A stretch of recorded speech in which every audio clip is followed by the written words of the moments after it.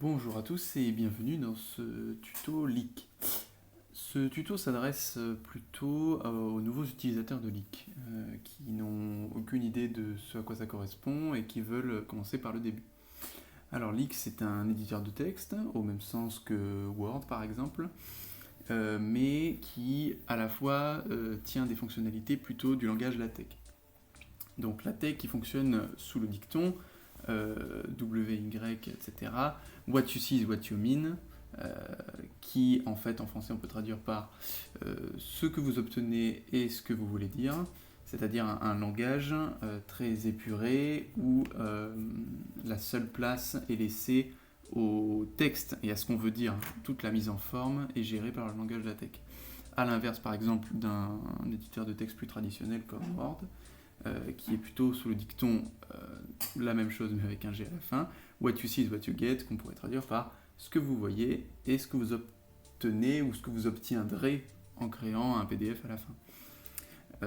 Et Leak se place entre les deux comme une manière de rendre peut-être la tech plus accessible aux gens qui ont plutôt l'habitude de Word, qui n'ont pas envie par exemple d'avoir à coder un document LaTeX, puisque LaTeX étant un langage de programmation, pour créer un document LaTeX, il faut coder, c'est-à-dire écrire des lignes de code afin d'obtenir un document à la fin.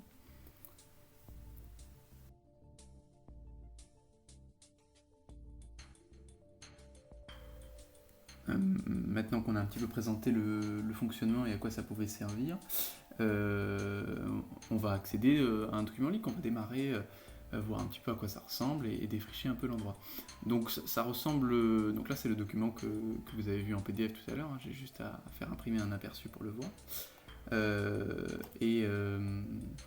Donc on remarque que ça ressemble beaucoup plus à un éditeur de texte classique comme Word qu'à une page de compilation, qu'à un éditeur de code LaTeX. L'avantage, et en théorie ce qui est censé, la partie qui est intéressante dans LaTeX que Leak est censé garder, c'est tout l'aspect simplifié où on n'a pas besoin il n'y a pas les fioritures habituelles, tel texte on le met au milieu, etc. C'est plutôt LaTeX qui s'occupe de ça. Alors si on enlève un petit peu ma partie d'exemple là, et qu'on fait un petit tour par exemple de tout ce qui est classe de documents. Donc les documents répondent à des classes, c'est-à-dire des sortes de modèles qui permettent de ne pas partir de zéro et d'avoir des choses. Donc il y en a énormément. La classe de base qu'on a quand on démarre, c'est article classe standard. On va pour l'instant travailler avec celle-ci. On annule tout ce qu'on avait fait puisqu'on était déjà sur classe standard. Et on va regarder un petit peu ce qu'on peut faire. Donc on va revenir comme ça. Alors, donc il existe ce qu'on appelle des environnements. C'est ce qu'on voit ici. Donc il s'agit d'endroits du texte bien définis dans lesquels on va travailler. Par exemple, si je veux écrire le titre de mon document, je vais dans l'environnement titre. Et d'un coup, ça se met au milieu. J'écris mon titre, le titre du document, par exemple. Et à la compilation, on voit que ça ajoute un grand titre en haut. Alors pour l'instant, on ne peut pas vraiment voir qu'il est grand, mais en comparaison avec le texte suivant, on verra bien que c'est intéressant. Ensuite, on peut ajouter par exemple une partie. Partie 1, ceci est la première partie.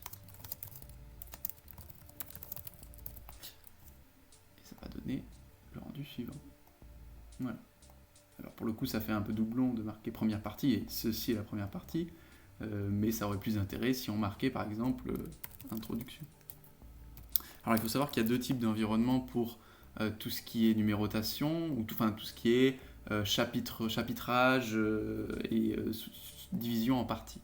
Donc il y a les environnements numérotés comme celui-là et les environnements non numérotés. Donc si je mets partie avec une étoile comme ça, c'est non numéroté. Donc ça va avoir la même taille, la même position, mais sans numérotation. Je mets introduction, on voit les deux.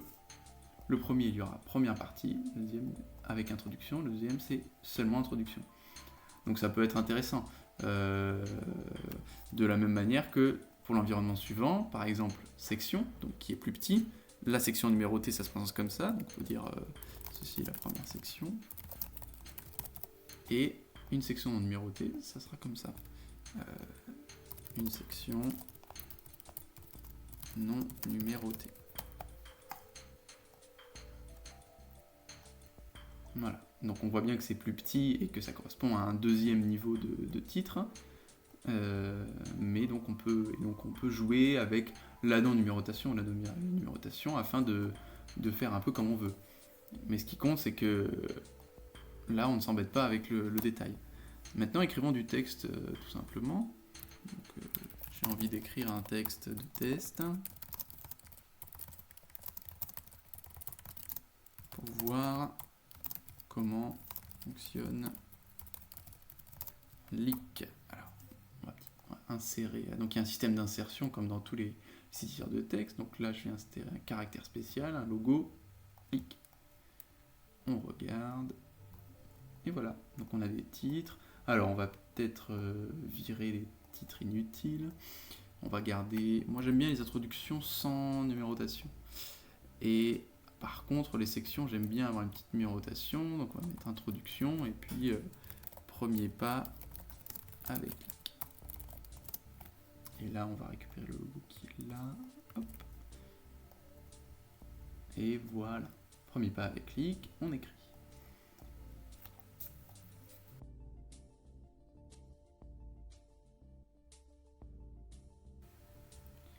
Alors, comme dans tous les éditeurs de texte, il existe des fonctions pour mettre du texte en évidence. Donc, par exemple en italique. Donc là, il y a un système de raccourcis que je vais vous présenter plus tard. Donc, on peut mettre en italique. Donc, il y aura un rendu italique dans l'éditeur leak et un rendu italique type LaTeX ici. On peut également mettre en gras.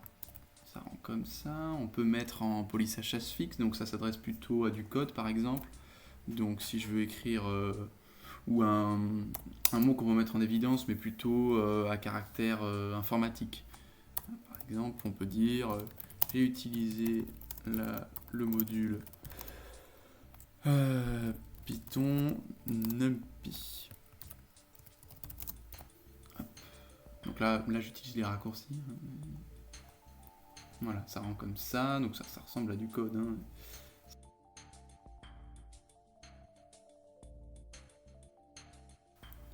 Donc là, pour vous montrer tout ça, j'ai utilisé des raccourcis clavier. Donc on va aller voir comment les paramétrer. Donc il faut aller dans le menu Outils, Préférences, et on va aller dans Saisie, Raccourcis. Donc là, ça se base sur un fichier de raccourcis. Normalement, de base, vous avez CUA comme ça. Et puis, il y a différentes classes de raccourcis, et donc il faut chercher ce qui nous intéresse. Moi, par exemple, j'ai utilisé, pour italique, j'ai utilisé la fonction mise en évidence. Donc, il faut avoir le terme en anglais, parce que les codes des raccourcis sont en anglais, donc il y a une documentation sur Internet assez bien faite pour pouvoir trouver ça. Donc moi, je sais qu'il y a EMPH dedans, pour emphasis. Donc je vais chercher, là on voit que c'était les anciens raccourcis que j'ai supprimés pour mettre le mien, CTRL-I, comme j'avais l'habitude d'utiliser sur d'autres éditeurs de texte. Voilà, et si je voulais changer, par exemple, j'aurais juste à faire modifier, raccourci, et là je tape les touches que je veux. Par exemple, si je veux faire Alt-I, alors il faut supprimer les touches d'abord. Alt-I, hop, c'est bon. OK, appliquer, OK. Et si je fais Alt-I en sélectionnant un mot, ça marche.